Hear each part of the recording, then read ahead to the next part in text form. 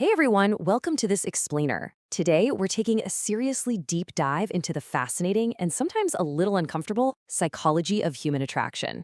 We're moving way past the surface level dating advice you've probably heard a million times before to uncover the raw psychological truths of how human connection actually works.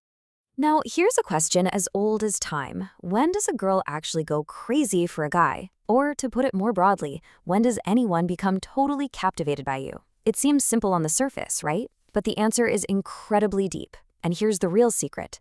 The answer lies not in the words you say, but entirely in your behavior and your psychological influence. Look at this. It represents a massive paradigm shift. Like, 99% of guys fail because they fall into the trap of trying to buy attraction. They think that by being endlessly available, constantly people-pleasing, and showering someone with attention, they'll magically win them over. But true attraction actually lives in that tiny 1%, understanding psychological influence.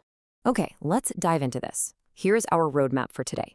We're going to cover 5 hard truths, from the real secret of attraction all the way to becoming your best version that will completely change how you view relationships. Let's get right into it.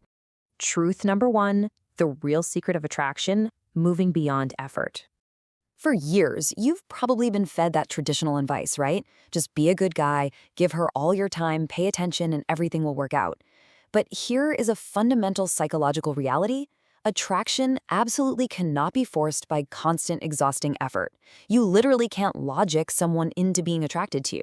Attraction happens naturally when your presence establishes genuine impact and influence. It's not about what you're actively doing to win them over. It's about the space you occupy in their mind. Moving on to truth number 2, the trap of availability, or the danger of being way too present. And this brilliantly illustrates a very simple economic principle of human nature. Think about the available guy, who replies instantly to every single text and drops everything at a moment's notice. He quickly becomes, well, common. Contrast that with the high-value guy. He actually values his own time. He doesn't react instantly to every little thing, and that creates a real sense of scarcity. And in human psychology, scarcity creates immense value. Whatever is easily and constantly available is gradually taken lightly. It's just how we're wired. Because if you're always available, you're really just an option. So to stop being an option, you follow these steps. First, have your own world, your own goals, your own life, your own passions. Second, because you're genuinely busy with your world, you naturally become a scarce resource. And third, you trigger the fear of loss. When you've got a rich, full life of your own, losing you becomes a tangible, heavy loss for someone else. Where there is a fear of loss, the strength to hold on increases. Now that's a tough pill to swallow, but it is deeply true. People take for granted what they know they can never lose. But the very second there's a genuine fear of loss, human beings instinctively cling harder. All right, truth number 3, mystery and incompleteness. The sheer power of the unsaid. Wait, what? Leaving things unfinished? Yep. It's completely counterintuitive, but leaving things just a bit unresolved builds this intense magnetic curiosity. You see, the human mind is practically hardwired to close open loops. If you lay all your feelings right out on the table, answer every single question instantly, and show all your cards, well, there's nothing left for her mind to dwell on. The mystery is totally dead. But if you practice incompleteness, leaving some thoughts unsaid, keeping a few things to yourself, you create persistent, unanswered questions in her head. She starts wondering, why is he suddenly quiet? What's he thinking about? You bind someone not with your words, but with your incompleteness. Think about how a suddenly distant demeanor or just a quiet confidence plants a tiny seed in their mind. They spend their time trying to figure you out. And guess what? All that mental energy they spend on you rapidly turns into deep attachment and attraction. Which brings us to truth number 4, diverse experiences and breaking predictability. Now, what's really interesting about this is that if you're exactly the same every single day, you become predictable. And predictability is literally the death of attraction.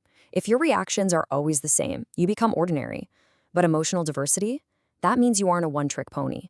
Sometimes you're calm and fun, sometimes you're a bit distant and focused, maybe sometimes you're deeply serious. By mixing your emotional presence, you aren't giving her a boring routine. You're providing a dynamic, almost addictive emotional experience. And humans bond so deeply with unique experiences. Truth number 5, acceptance of the true self. This is all about the deepest connection. This one goes way beyond just playing hard to get. It taps into profound human vulnerability and our universal craving for true acceptance. Look, every single person walks around hiding their true self because they're terrified of being judged. But when someone feels accepted without judgment, they never want to leave that space.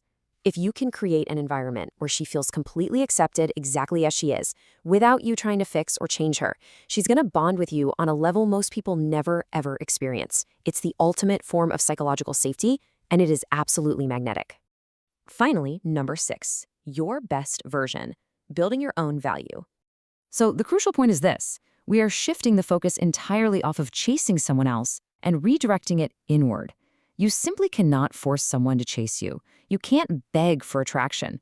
But by implementing these 5 pillars, limiting your availability, naturally creating a fear of loss by having your own life, keeping an air of mystery, providing dynamic experiences, and offering profound acceptance, you naturally become a high-value person. You don't have to chase. Your behavior literally does the work for you. So I'll leave you with this. Will you be the guy who's constantly exhausting himself, always trying to win approval? Or will you build your own world, master the psychology of human nature, and become the one people follow naturally? The choice is entirely up to you.